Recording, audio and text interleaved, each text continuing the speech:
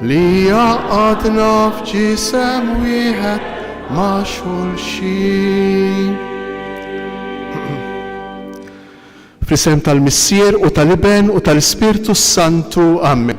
Il-grazzja ta' Sidna Ġesu Kristu, l-imħabba ta' Alla u l-għaqda fl-Ispirtu Santu tkun magħkom ilkoll. Ħuti eżis inġbarna flimkien il-lejla biex niċċelebraw l-imħabba ta' Kristu fiż-żewġ tuċoħ tagħha, fiż-żewġ ġesti tagħha. It-tħollija tal-persuna tiegħu fil-ħobs u fl-inbit fl-Ewkaristija u l-ħasil tar-riġlejn, it-tħollija tal-persuna tiegħu fl-imħabba fil-qadi mod speċjali lejn dawk li huma l-aħħar. Biex nitħejjew tajjeb ħalli niċċelebraw kif jixraq din l-imħabba, biex inħejju qalbna ħalli tkun kapaċi tilqa' ftejt, idduq ftejt minn dan l-interess, minn din il-ħnina li Alla għandu għalina, ejjew narfu ħtijietna u nħossuna diġà milquwa u aċċettati minnu.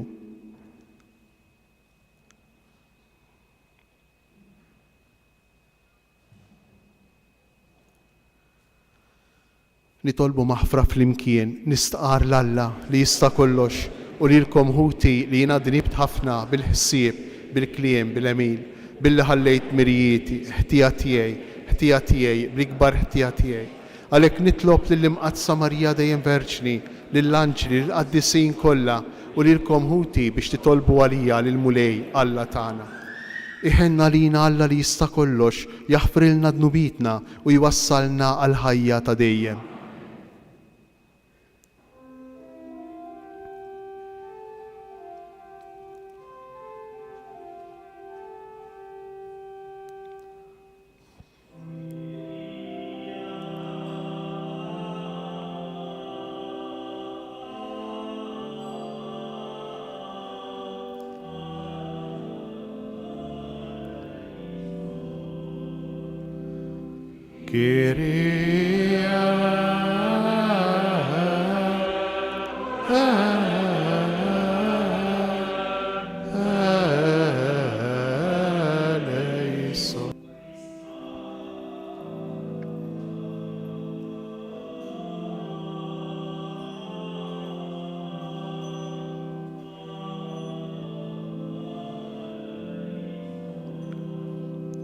Christe,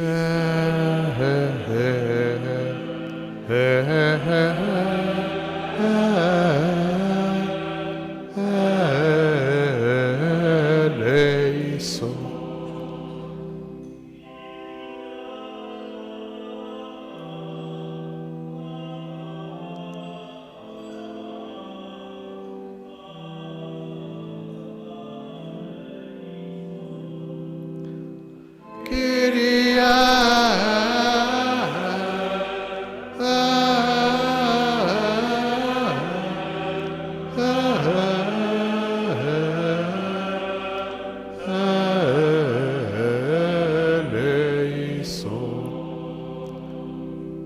Gloria in excelsis Deo.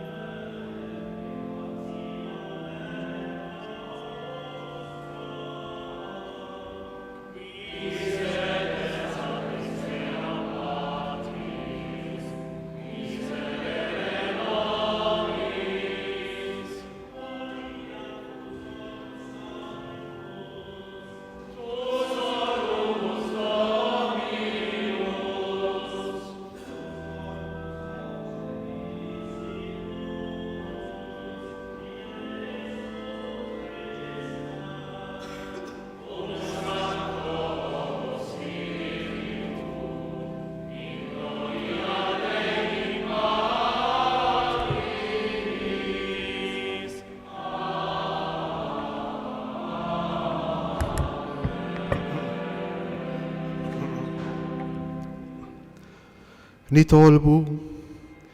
U Alla aħna llum inġbarna biex niċċelebraw lik l-qaddisa meta jibnek il-waħdini qabel ma jingħata l-mewt ħalla lill knisja s-sakrifiċċju l-ġdid li jibqa' l dejjem u li kla ta' mħabtu għamel li mill-misteru kbir nieħdu l-imħabba u l-ħajja fil-milja kollha tagħhom bibnek Ġesu Kristu Sidna li hu Alla u miegħek jgħix u jisaltan flimkien mal-Ispirtu Santu għal dejjem ta' dejjem.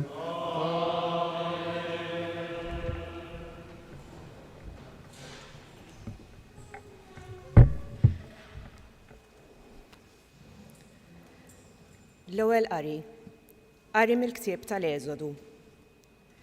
Il-mulej kellem lil Mosè u lil Aaron fl-art tal-Eġittu u qalilhom: Dan ix-xahar ikun għalikom l-ewwel fost ix-xhur, ikunilkom l-ewwel xahar tas-sena. Kellem lil ġema kollha ta' Iżrael u jgħidilhom: Fl-10 ta' dan ix-xahar kull wieħed minnkom jieħu ħaruf kull familja, wieħed kull dar. Jekk il-familja tkun żgħira wisq biex tikluh kollu, wieħed jieħu l-ħaruf flimkien mal-ġar tiegħu l-eqreb lejn daru, skont in-numru tan-nies, skont kemm kull wieħed jiflaħ jiekol hekk tqisuh il-ħaruf. Il-ħaruf ikun bla difett, raġel ta' dik is-sena. Tistgħu tieħdu min-naċ jew mill-mos. Intom iżommuh sal-14 ta' dax-xahar, meta l-ġema kollha ta' dar Iżrael toqtlu bejn inżul ix-xemx u dlam. Imbagħad jieħdu mid-demm tiegħu u jroxxuh fuq il-ġnub u l-blata tal-bibien ta' djar fejn ikunu se jikluh. F'dik il-lejla għandhom jieklu l-laħam mixwi, b'ħobż bla ħmira u b'ħaxix morr. U tiklu hekk, għaddejkom imħażma bil-qorq f'riġlejkom u l-ħatar f'idejkom u tikluh bl-għaġla. Din hi l-mogħdija tal-mulej. Għax dak il-lejl jiena ngħaddi mill-art tal-Eġittu u nidrob lil kull min hu l-ewwel fost l-imweldin fl-art tal-Eġittu, bnedmin u bejjem, u nagħmel ħaq mill-allat kollha tal-Eġittu, jien Jaħweh. Id-demm ikun bħala sinjal tagħkom fuq id-djar fejn tkunu, u jien x'ħin nara d-demm nibqa' għaddej, u ebda marda ma tiġi teqritkom meta jien nidrob l-art tal-Eġittu. Dak il-jum ikun għalikom jum ta' tifkira, u intom tħarsuh bħala festa tal-mulej. Iżommu din l-osservanza bħala liġi għaż-żminijiet kollha li ġejjin. Il-kelma tal-mulej.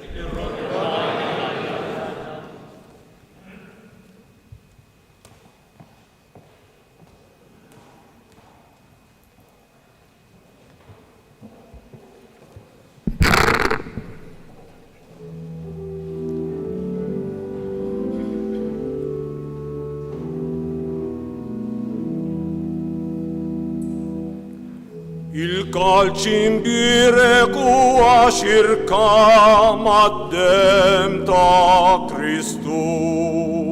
Flimkien. Il-kalċimbirek huwa xirka mad-demm ta' Kristu. Xirrot lil-mulej għal-ġid kollu li għamel miegħi. Nolli l-kalċi ta' salvazzjoni u jisem il-mulej jinsejja. Flimkien. Il-kalċi mbirek huwa xirka mad-demm ta' Kristu. Aziza fajnejn il-mulej hija l-mewt tal-qaddejja tiegħu. Jien qaddejtiek bin il-qaddejja tiegħek, inti ħallejt li l-irbit tiegħi. Flimkien.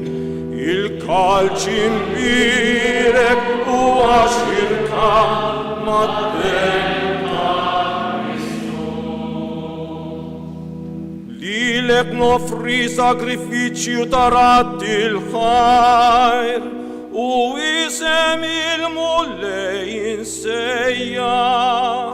Intemm il-wedit tiegħi lil-mulej quddiem il-poplu tiegħu kollu. Flimkien. Il-kalċimbirek huwa xirka mad-den ta' Kristu. Kalċimbirek huwa xirka mad-den ta' Kristu.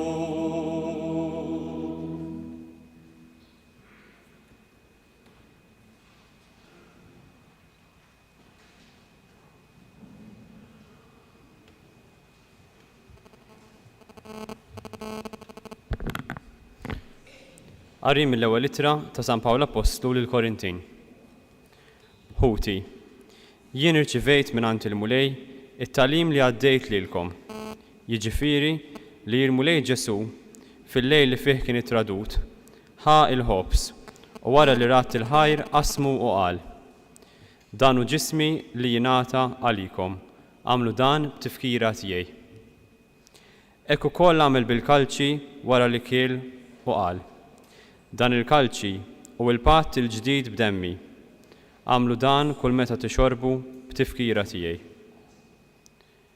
Mela kull meta tieklu dan il-ħobs u tixorbu dan il-kalċi, intom ixxandru il-mewt tal-mulej sa ma jiġi. Il-kelma tal-mulej.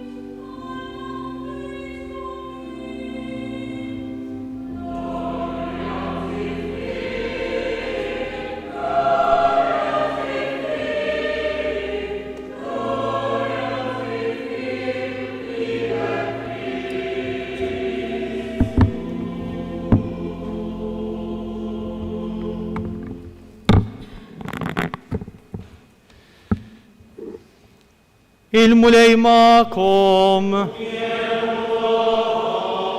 Qari mill-Evanġelju maddes kont San Ġwan.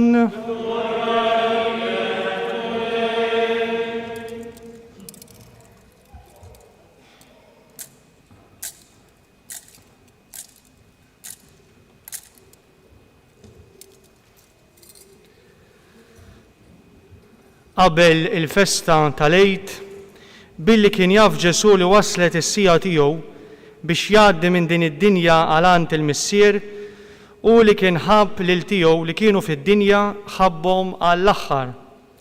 Kienu qegħdin għall-ikel. Ix-xitan kien ġa webbel lil Ġuda tax-Xmun l-Iskarjota u daħlu f'rasu li jittradih. Ġesu kien jaf li l-missier taħ kollox f'idejh u li ju kien ġie minn għand Alla u kien sejjer għand Alla. Qam minn fuq il-mejda, neħħa il-mantar minn fuqu, ħa fardal u rabtu ma' qaddu. Imbagħad ferraħ l-ilma fl-enbija u beda jaħsel saqajn id-dixxiepli u jixxutta omlhom bil-fardal li kellu ma' qaddu. Mela wasal fuq Xmun Pietru u dan qallu: Int mulej taħsilli saqajja? Ġesu wieġbu: Inta għalissa ma tafx qiegħed nagħmel jien, tifhmu aktar il-quddiem. Qallu Pietru: Ma jkun qatt li inti taħsilli saqajja. Wieġbu Ġesu: Jekk ma naħsillek saqajk ma jkollokx x'taqsam miegħi. Qallu Xmun Pietru: Mulej, mhux saqajja biss imma idejja u rasi wkoll. Qallu Ġesu: Min hu maħsul m'għandux għalfejn jinħasel kollu ħlif saqajh, għax hu kollu kemm hu nadif u intom indaf imma mhux il-koll. Għax hu kien jaf min kien sejri tradieħ, għalhekk qal mhux intom mintomx il-koll indaf. Wara li ħaslilhom saqajhom libes il-mantar u raġa għad fuq il-mejda u qalilhom tafu x'għamiltilkom? Intom issejħuli li Mgħallem u l-mulej u tgħidu sewwa għax hekk jien. Mela jekk jien li jien il-mulej u l-Mgħallem ħsiltilkom saqajkom, hekk intom għandkom taħslu saqajn xulxin.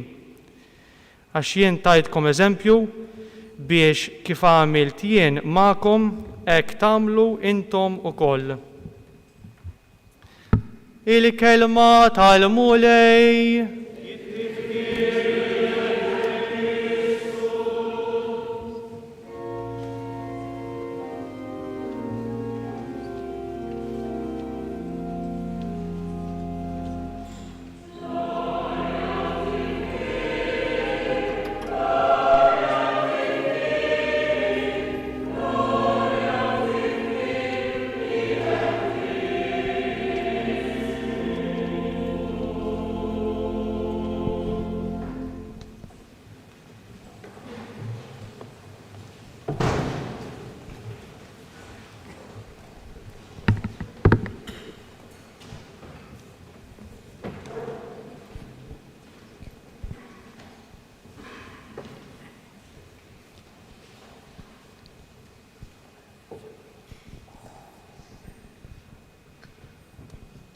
Sa minn meta nkunu żgħar, il-ġesti jitkellmu iktar mill-kliem, iħallu effett fil-ħajja tal-persuna ħafna iktar mid-diskors. Inti li t-tarbija tiegħek meta kienet għadha żgħira ma tifhimx forsi lanqas tisma' u forsi kemm tara, kont turija li tħobba mhux tant billi tkellima, tippretendi li se tifhmek, imma kont turija li tħobba sempliċiment billi tħaddana, bil-ġesti, sempliċiment billi meta tibki tagħtiha tixrob, meta titħammeġ tnaddafa. Il-ġesti jitkellmu iktar mill-kliem. U Ġesu fl-aħħar tal-ħajja tiegħu fuq din l-art, flok li joqgħod jitħaddet ħafna, jagħmel żewġ ġesti. Żewġ ġesti importanti. Il-ħasejl tar-riġlejn li tiegħu smajna l-Vanġelu is-sissa u twaqqif tal-Ewkaristija, ħudu kulu dan hu ġismi li ser ngħixu minn hawn ftit ieħor f'din il-quddiesa. Iż-żewġ ġesti jridu juru ħaġa waħda, li Alla lilna jħobbna tassew. Imma din aħna nsibuha bitqila ħafna biex inniżluha. U ma Pietru, bħal Pietru, ngħidulu lil Ġesu, inti taħsil li saqajja leta, ma jkun qatt li taħsil li saqajja. Jien qiegħed il-Knisja għax obbligat niġi l-quddiesa biex nagħmel xi ħaġa għalik. Jien nipprova nitlob biex inti mbagħad tkun kalm u trankwill u ġġib ruħek sew miegħi fil-ħajja tiegħi, fid-diffikultà li għaddej minnha. Jien irid nagħmel xi ħaġa għalik, insiba bitqila biex nemmen li jent tassew tagħmel xi ħaġa lija. Dan hu raġunament tagħna. Imma hu r-raġunament li ġej mix-xitan. Mhux ir-raġunament tal-fidi, mhux ir-raġunament tal-Vanġelu. Il-Vanġelu jgħidilna totalment mod ieħor. Ejja fil-qosor nippruvaw nidħlu ftit f'din il-ġrajja f'din l-istorja li tant sabiħa, Vanġelu tant sabiħ li jagħmlilna ħafna kuraġġ għaliex? Għax jurina kemm iħobbna Alla. Jurina kemm iħobbna Ġesu. U jekk l-Ewkaristija hija l-quddiesa li nagħmlu fil-Knisja, il-ħasil tar-riġlejn hija l-quddiesa li aħna msejħin nagħmlu barra mill-Knisja. San Ġwan jgħidilna kien qabel il-festa tal-Għid, hekk jibda l-Vanġelu. Is-soltu meta San Ġwan l-Evanġelista jsemmi l-kelma Għid, dejjem jgħid l-Għid tal-Lut. Imma din id-darba ma jgħidx li hu l-Għid tal-Lut. Għaliex? Għax huwa l-Għid ta' kulħadd, huwa l-Għid ta' Ġesu. Ta' Ġesu. U jekk qabel kien isemmi li l-Għid tal-Lut kien isir Ġerusalemm, din id-darba lanqas isemmi fejn isir. Għax huwa l-Għid li jsir mad-dinja kollha. U għal-qawmien, il-ħelsien, il-qawmien mhux ta' wara l-mewt ta' dak ukoll. Imma l-qawmien li ngħixu mill-lum, illum. Il-ferħ li ngħixu mill-lum jekk aħna dixxipli ta' Ġesu, illum. U għal-Għid mhux marbut ma' post jew ma' żmien.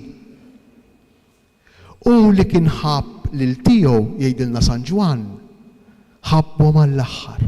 Dawn tiegħu min huma? Huma aħna. U x'jiġifieri ħabna għall-aħħar? Għall-aħħar darba le. Ħabna b'tali mod li ma setax iħobbna iktar. Meta jispiċċa l-ktieb tad-Deuteronomju, Mosè jgħid din il-kelma hi tal-aħħar. Bija Alla qal kull ma kellu jgħid. Mhux se jgħid xejn iktar minn dak li qal, u meta Ġesu jgħid il-Vanġelu jgħid ħabbhom għall-aħħar, fi kliem ieħor Ġwanni irid jgħidilna ma kellux mod ieħor, mod isbaħ mod aħjar kif iħobbna. U Ġesu kien konxju jgħidilna San Ġwan illi kellu kollox f'idejh, hekk qalilna l-Vanġelu, kollox kien tiegħu, kien setan. U aħna bniedem setan, kif nimmaġinawh? Għandu l-qaddejja miegħu, jikmanda jgħidlek għamel hekk u tmur tagħmel kif jgħidlek hu, għax bniedem setan, tmur titkarrab jekk ikollok bżonn ta' xi ħaġa, aħna mhux hekk nagħmlu mas-setanin. Imma dan setan differenti. U kien jaf li kollox kien fideh, il-missier taħ kollox fideh. U kien jaf ukoll li ġej minn Alla u sejjer Alla. Araw x'awareness kbira, x'konsapevolezza kellu Ġesu f'dak il-mument. Kien konxju minn hu mill-identità tiegħu. Bħal meta jien kultant u xek insabtu saqajna mal-art u ngħidu jien mhux dak u jien mhux kapaċi nagħmilha din. U niġu konxi mill-kapaċitajiet u mill-limiti tagħna, niġu konxi mill-identità tagħna, hekk jagħmel Ġesu dak il-ħin. U jkompli. Kien jaf ukoll li waslet is-sija tiegħu Ġesu. U mill-bidunet tal-Vanġelu San Ġwan nisemmi din l-imbirka sija. Is-sija tiegħi għadha ma waslitx jgħid fit-tiġ ta' Kana, hekk qalilha lil Marja, is-sija tiegħi għadha ma waslitx, x'jiġifieri din is-sija? Is-sija li fiha kellu iħobb għall-aħħar. Issa waslet is-sija. Kien jaf li waslet is-sija tiegħu. U x'jagħmel Ġesu? Interessanti għax kienu waqt l-ikla. U l-Vanġelu jgħidilna li kienu qiegħdin għall-ikel. U qiegħdin mhux kif nimmaġinaw aħna bil-qiegħda madwar mejda kif niklu s-soltu, jekk għadna niklu madwar mejda x'lanqas nafadniex niklu madwar mejda, għax kultant naħseb niklu bil-wieqfa, Imma qiegħdin dawn saħansitra mhux biss bil-qiegħda, imma qiegħdin mimdudejn. Dik l-ikla li titħallat mal-mistrieħ, l-ikla tal-Lut, li kienu jagħmlu l-Griegi. Kien qiegħed mal-mejda, qiegħdin mal-mejda. U allura jibdew serje ta' 7 verbi f'dan il-Vanġelu sbieħ tas-sew. Biex jiddeskrivulna imma slide wara slide, xena wara xena, x'jagħmel Ġesu. Jiddeskrivi fid-dettall dan l-att sempliċi ta' mħabba. Wara li tisma' dik l-introduzzjoni kbira li jagħmel San Ġwan tgħid hawn x'ġej, tgħid x'diskors ġej, tgħid x'se jsir, x'se jiġi, imma le. Ġesu jagħmel ġest sempliċi għall-aħħar. Il-Vanġeli jgħidilna qam minn fuq il-mejda. Issa biex sit il-mejda jqum minn fuq il-mejda kienet xi ħaġa kbira. Sit il-mejda, is-Sinjur il-mulej joqgħod hemmhekk bil-qiegħda anzi mimdut kif kienet idrawwa u ħadd ieħor jaqdihom. Le. Żgur li biex għamlu din l-ikla, din it-tip ta' ikla kien hemm il-qaddejja, żgur kien hemm il-qaddejja. U Ġesu x'jagħmel? Iqum minn fuq il-mejda. Diġà qiegħed jibda bil-mod jidentifika ruħu ma' għaddej. Ġesu, dak li Alla taħ kollox f'idejh. Dak li jaf minn fejn hu ġej u fejn hu sejjer. Dak li hu seta' iqum minn fuq il-mejda. U x'jagħmel? Ineħħi il-ħwejjeġ minn fuqu. Il-Vanġeli jgħid mantar, imma traduzzjoni iktar preċiża jneħħi kollox minn fuqu. U x'jagħmel? Jilbes fardal, it-tielet verb. Jilbes fardal. U jkompli l-Vanġelu kemm hu dettaljat u jorbtu ma' qaddu. Jew traduzzjoni iktar preċiża tal-fardal jorbtu ma' ħajtu. Zoe bil-Griek. Il-ħajja tiegħu qaddu ħajtu. Interessanti. Ġesu jorbot is-sejt is-Sinjur, jorbot il-fardal ma' qaddu. Ma' ħajtu. U x'jagħmel? Iferra l-ilma fil-lembija. Il-ġesti tal-ilsejr. Iferra l-ilma fil-lembija. Il-ġesti ta' dawk illi interessanti. Lanqas il-Lot ma kienu jagħmluhom daw il-ġesti. Għax il-Lot ma kienx ikollhom il-siera Lot, imma l-siera kienu jkunu barranin. Imma Ġesu jagħmel dan il-ġest tal-ilsejr. Iferra l-ilma fil-lembija. U x'jagħmel? Idur u jaħsel riġlejn l-Apostli. U jkompli. U jixxuttahomlhom u jerġa' l-Vanġelu bil-fardal li nafu fejn kien marbut, imma jerġa' jgħid il-Vanġelu bil-fardal li kellu ma' ħajtu, ma' qaddu. Interessanti. Dan il-ġest tal-ħasir tar-riġlejn kien jagħmluh in-nisa lill-irġiel tagħhom meta jiġu mix-xogħol bħala ġest ta' affettività ta' mħabba. Kienu jagħmluh fuq kollox imma lill-siera, l-iskjavi. L-sidin tagħhom. U ma tridux qisu saqajna ta' illum issa ser nagħmlu l-ġest tal-ħasir tar-riġlejn. Kulħadd ikollu saqajh fuqu. Xi ftit riħa tal-kalzetti jkun hemm, però normali, mhix problema. Immaġinaw fi żmien Ġesu, kulħadd ħafi, is-sieq kienet il-parti mniġsa tal-ġisem. Kulħadd tirfes kollox, kollox. Ma nix għalfejn noqdu nsemmu, ma tirfes kollox. U Ġesu jaħsel ir-riġlejn tad-dixxipli tiegħu. Dan il-ġest ta' qadi. Fil-Vanġelu, kieku jkollna noddu kemm il-darba hemm il-kelma taħsel, insibuha 7 darbiet. U aħna nafu x'jiġifieri n-numru 7. 7 darbiet taħsel. Il-numru 7 huwa n-numru perfett. Taħsel. Ġesu illi jnaddaf riġlejn id-dixxipli tiegħu waqt il-ikla. Xogħol li lanqas ħadd ma kien jaħbad ma' moħħu li seta' jagħmlu sit il-mejda. Lanqas ħadd. Imma Ġesu jqum jagħmlu. Imbagħad il-Vanġelu interessanti għax jidilna illi wara li xxuttahomlhom, saqajhom spiċċa biex jiltaqa' mal-aħħar wieħed l-aħħar dixxiplu. U min kien l-aħħar dixxiplu? Kien Pietru. U dan Pietru bħalek bħalna saba bitqila biex jaċċetta dan il-ġest ta' mħabba ta' Ġesu. Kif? Inti s-sejt u jgħidlu, inti l-mulej, inti s-sejt il-mulej ġifieri s-Sinjur u taħsel li saqajja. Ma jkun qatt li taħsel li saqajja. Għalfejn taħsbu li qalilu dejjem Pietru lil Ġesu? Ara ma morrux naħsbu li kien qiegħed jagħmel xi att ta' umiltà Pietru ta'. Immaġinaw jekk Pietru kellu f'moħħu li bil-mod il-mod u xek ikun jew fuq il-lemin jew fuq ix-xelluk tal-imgħallem. Kif irraġuna Pietru? Allura qal, allura jien se nispiċċa nagħmel bħal dan, naħser saqajn l-oħrajn. Qatt mhu se jkun li nagħmilha dejn. Fi kliem ieħor dan li rid jgħid Pietru, kieku jien kont minn flokok, kont noqgħod bil-qeda jien, inħalli lil min idur miegħi, hawn daqshekk għaddejja u jaħslu li huma riġlejja, mhux induru naħsel jien. Għalhekk qallu Pietru ma jkun qatt li jien naħsillek riġlejk, li jien taħsel li riġlejja. U Ġesu jdur fuq u jgħidlu Pietru jgħidlu, inti ma tifhemx x'qiegħed nagħmillek, ma tistax tifhem, imma tifhmu aktar il-qudiem. Imma jekk ma naħsillekx saqajk, interessanti il-risposta ta' Ġesu, int ma tkunx miegħi, int m'intix miegħi, int m'intix parti minn dawk li huma tiegħi. Għaliex? M'intix parti minn dawk li huma tiegħi. Int ma fehmx ġifieri tkun dixxiplu ta' Ġesu. Int ma fehmx ġifieri tassew tkun Kristjan.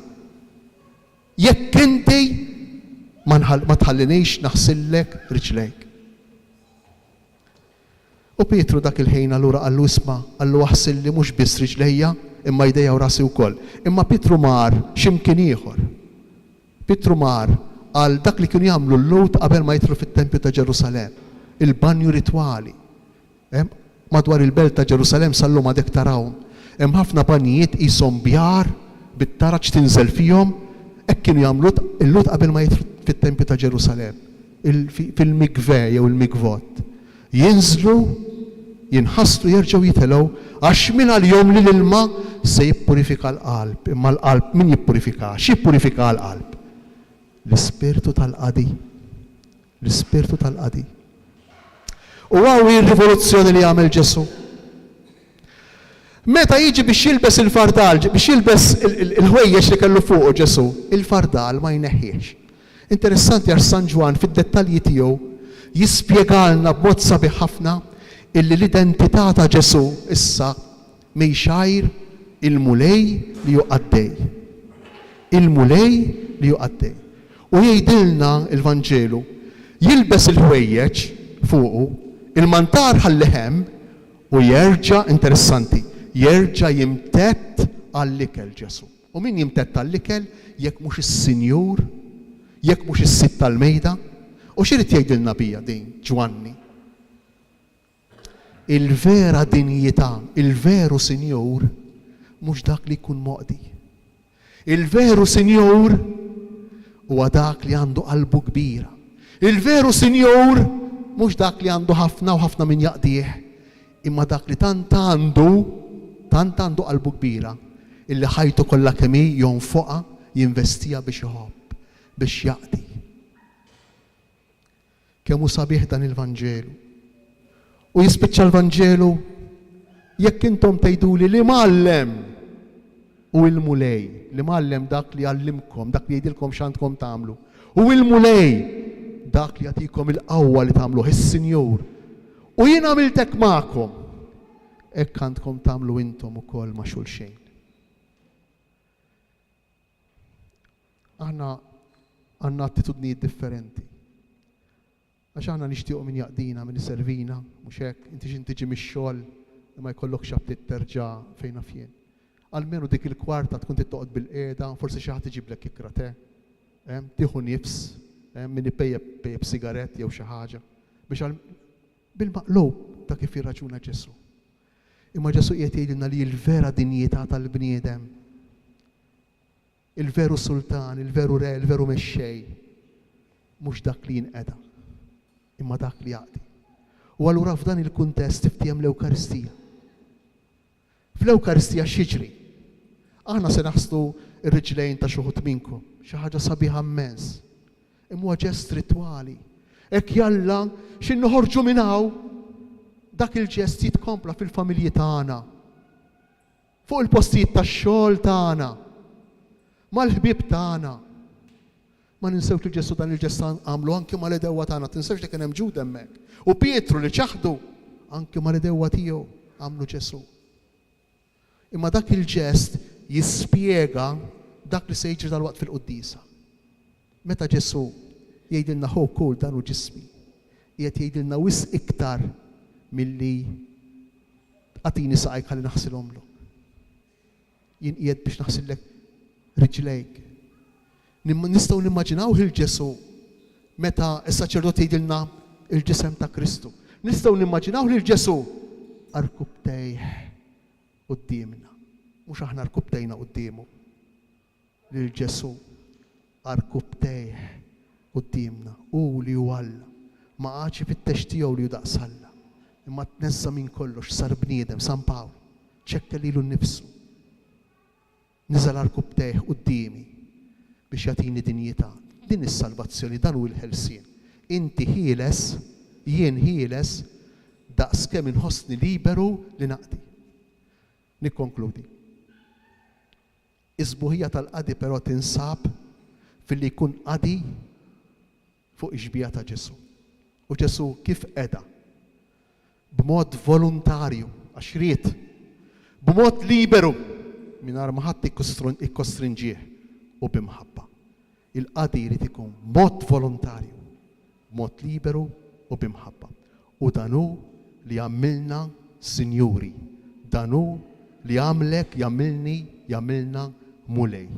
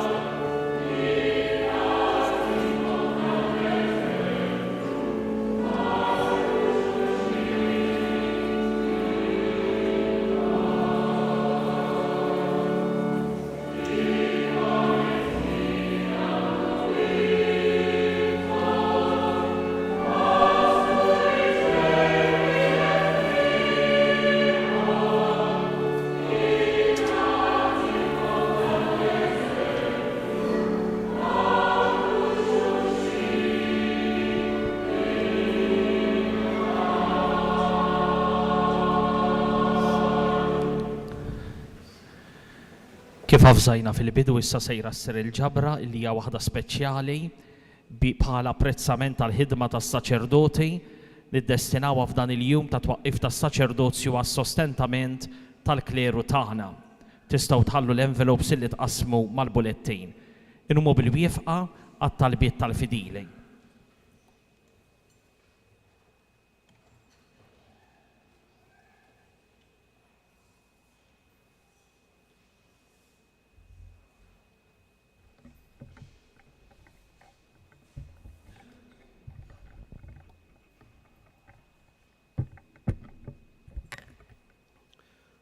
F'dan il-lejl qaddis li fih il-mulej Ġesu qabel ma jingħata għalina ħassel riġlejn l-Apostli b'eżempju ta' mħabba fil-qadi ta' xulxejn jew nitolbu lil Alla jagħti s-salvazzjoni lid-dinja kollha.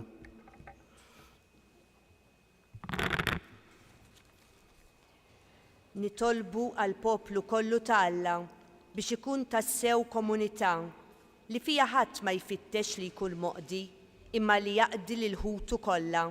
Nitolbu. Ismana nitolbuk mulej. Għal Papa Franġisku, għall-Isqof Anton u s-saċerdoti tagħna biex ma jedewx ixandru l-imħabba ta' Alla, jiċċelebraw is-sagramenti għal ġid tagħna u jkunu strumenti ta' għaqda. Nitolbu. Ismana nitolbuk mulej. Għal mexxejja tal-ġnus biex jistmerru l-vjolenza u l-armi tal-gwerra u jmexxu lil nieshom lejn il-ġustizzja u l-paċi. Nitolbu. Ismana nitolbuk mulej. Għal min jinsab f'kull xorta ta' hemm biex jaqgħad it-tbatija tiegħu mas-sagrifiċċju ta' Kristu għal ġid tad-dinja kollha. Nitolbu. Ismana nitolbuk mulej. Għalina li qed niċċelebraw din il-quddiesa biex nilqgħu lil xulxin bħalma Ġesu jilqa' lilna u ninataw għal xulxin kif hu ingħata lilna. Nitolbu. Ismana nitolbuk mulej. Mulej Alla li tista' kollox il-qatt talb li qed nagħmlulek aħna u niċċelebraw l-aħħar ikla ta' ibnek qabel ma miet għalina. Għatina li nikbru dejjem aktar f'imħabbtek u li nħobbu lil xulxin kif ħabna hu biex ikun jistoqilna nis-sejħu dix-xibli tiegħu bi Kristu Sidna. Amen.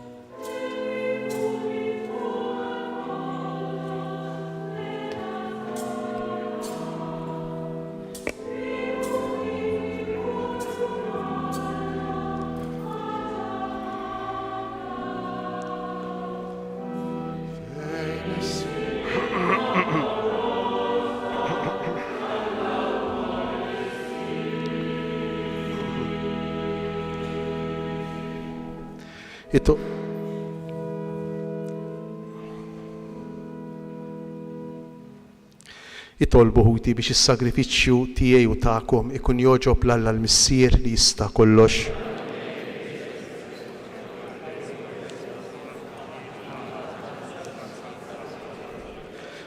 Għatina mulej li niċċelebraw dawn il-misteri kif jixraq, għax kull darba li jinġeddu t-tifkira ta' dan is-sagrifiċċju iseħħ l-emil tal-fidwa tagħna bi Kristu Sidna. Il-mulej magħkom, nerfgħu qlubna l fuq. Nizzu ħajr l-mulej Alla tagħna. Sewwa u xiraq tas-sew mulej Missier Qaddis, Alla ta' dejjem li tista' kollox, tajjeb u taġid tas-salvazzjoni tagħna, li dejjem u kullimkien inroddulek ħajr bi Kristu Sidna. U l-qassis tas-sew u ta' dejjem, waqqaf għamla ta' sagrifiċċju li jibqa'. Kienu l-ewwel li joffrilek lilu nnifsu bħala vittma għas-salvazzjoni tagħna u ried li b'tifkira tiegħu nibqgħu nagħmlu din l-offerta. Meta niklu l-ġisem tiegħu is-sagrifikat għalina, aħna nimtlew bis-saħħa. U meta nixorbu demmu mxerret għalina, nindafu minn ħtijietna.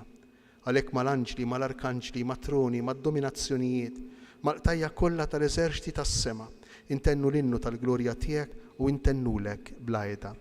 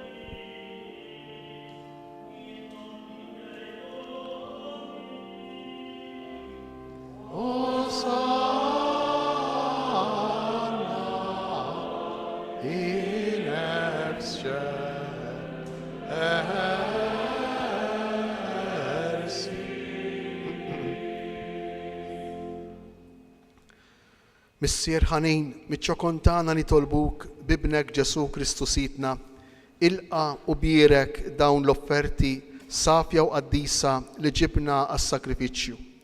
Aħna nofruhomlok l-ewwel net tal-Knisja tiegħek qaddisa u kattolika, għatija sliem, ħarisa, aqada, mexxija mad-dinja kollha. Flimkien mal-qaddej tiegħek il-Papa Franġisku, miegħi qaddej tiegħek mingħajr ma jistħoqli. Mal-isqijiet kollha li ħadnu u jistqarru l-fidi vera u kattolika li għaddewlna l-Apostli. Ftakar mulej fil-qaddija tiegħek u f'dawn kollha li hawn madwarna. Inta ftajjeb il-fidi u r-rabta tagħhom miegħek. Għalihom aħna nofrulek huma wkoll joffru dan is-sagrifiċċju ta' tifħir għal ġid tagħhom u ta' qrabathom biex jiksbu l-fidwa ta' ruħhom u jaqalbu s-saħħa u s-salvazzjoni li jittamaw u ma wresqu t-talb ix-xewqat tagħhom quddiemek Alla ta' dejjem ħajju veru. Imseħbin mal-Knisja kollha f'xirka waħda ta' mħabba waqt li niċċelebraw il-jum qaddis li fih Siedna Ġesu Kristu jingħata għalina, inġeddu bil-qima t-tifkira tal-glorjuża dejjem Verġni Marija, Omm Alla u Siedna Ġesu Kristu, tal-Arustaħħa San Ġusepp u tal-Apostlu il-Martri tiegħek, Pietru, Pawlu, Andrija u tal-qaddisin tiegħek kollha, għal-mertu it-talb tagħhom, inna f'kollox u ħarisna. Ilqa nitolbuk mulej din l-offerta tagħna u tal-familja kollha tiegħek. Aħna nofru ilek fġieħ il-jum li fih Sidna Ġesu Kristu tali d-dixxipli tiegħu is-seta li jiċċelebraw il-misteri tal-ġisem u d-dem tiegħu. Seddaq ħajjitna fis-sliem, eħlisna mit-telfin ta' dejjem u għodna fil-merħla tal-magħżulin tiegħek. Birek u Alla nitolbuk din l-offerta għamel li tkun kollha kemm tiegħek u t-taqa għad-disa il-qaħħa biex issir għalina l-ġisem u d-dem ta' ibnek il-Aziz Sidna Ġesu Kristu. U għaw l-lejl qabel ma bata għas-salvazzjoni tagħna u ta' kulħadd. Jiġifieri f'dan il-jum ħajl ħobs fl-idejn qaddisa u imbierka tiegħu. Refajnejh lejn is-sema lejk Alla missieru li tista' kollox, radlek il-ħajr, birek, qasam, tali d-disċipli tiegħu u qal: ħudu u kulu il-koll minn dan, għax dan huwa ġismi li jingħata għalikom.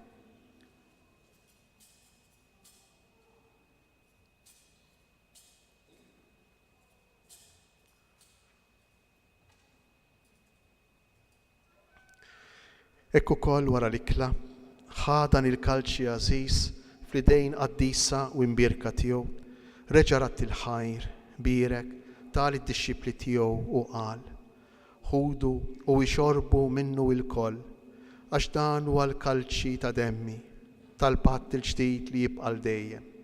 Id-dem li jixxerret għalikom u għall-bnedmin kollha għall-maħfra ta' dnubiet, għamlu dan b'tifkira tiegħi.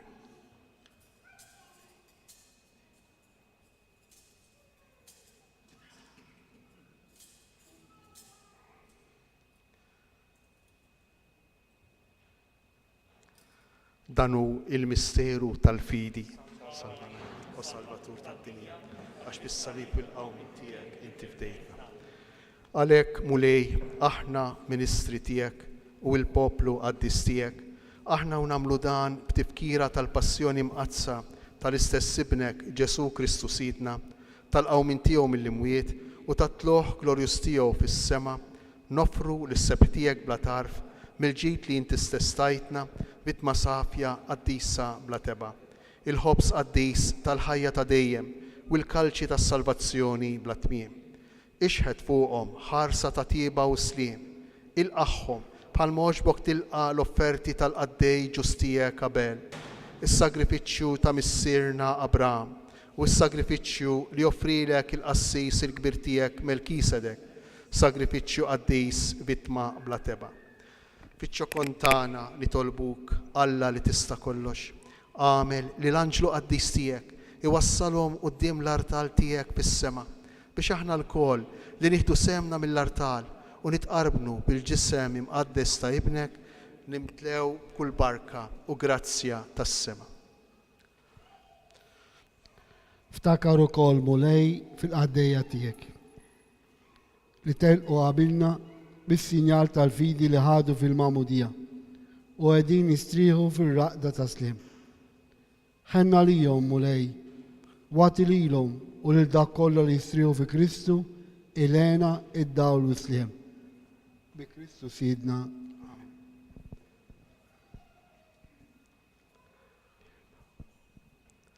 Lilna wkoll miġimbin qaddejja tiegħek li nittamaw fil-qotra tal-ħniena tiegħek għatina sehem fix-xirka tal-qaddisin apposti u marti tiegħek Ġwanni, Stefnu, Mattija, Barnaba, Njasu, Alessandru, Marcellinu, Pietru, Felikita, Perpetua, Agata, Lucia, Aniese, Cecilia, Anastasja u tal-qaddisin tiegħek kollha daħħalna fil-wirs magħhom mhux għall-merti tagħna iżda għall-ħniena u l-maħfra tiegħek bi Kristu Sidna.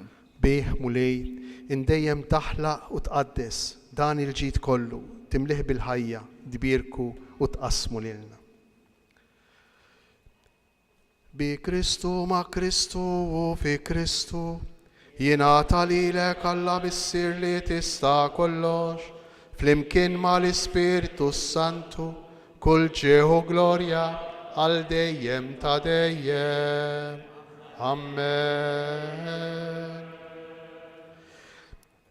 Ejjew nitolbu kif għallimna u ridna nagħmlu li ben ta' Alla għas-salvazzjoni tagħna. Missirna li inti fis-smawiet jitqaddes ismek, tiġi salvat, ikun trittiet fis-sema. Ħobsna ħatina, aħbrilna għal ma naħfu minn minnu ħadd Eħlisna nitolbuk mulej minn kull deni. Atina fit-tieba u l-ħnina tiegħek il-paċi fi żmienna biex inkunu ħielsa dejjem mid-dnub u imħarsa minn kull inkwiet.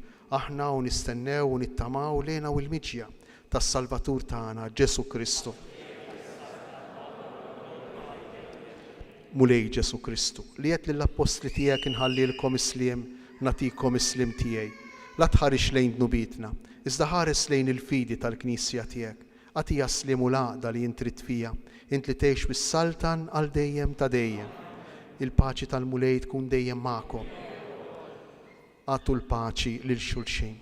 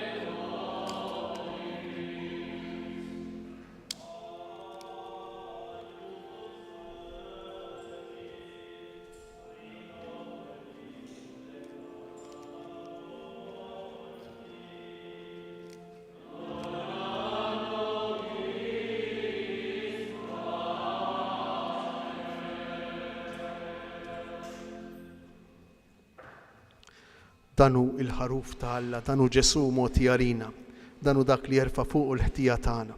Ħenjina aħna li aħna mistiedna għal din l-ikla tal-ħaruf. Mulej, ma jisħoqlix li tidħol taħt is-saqaf tiegħi. Iżdejt kelma waħda u ruħi tkun infejn.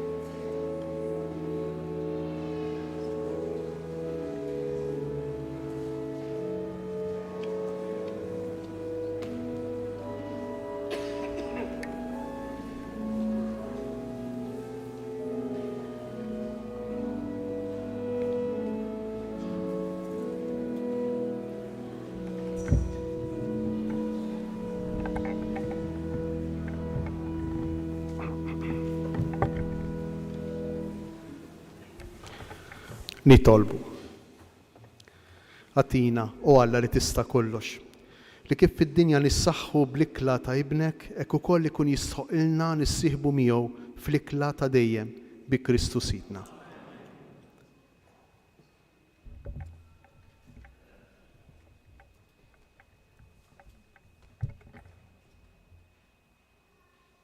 Issa fit-tmiem ta' di ċelebrazzjoni sejjera titwassal l-Ewkaristija fl-art tal-imħejja l-adorazzjoni tagħna, sibu l-kotba tal-kant u sejrin inkantaw l-innu fġieħ l-Ewkaristija miktub minn San Tomas, għati l-sien l-ola foħrija.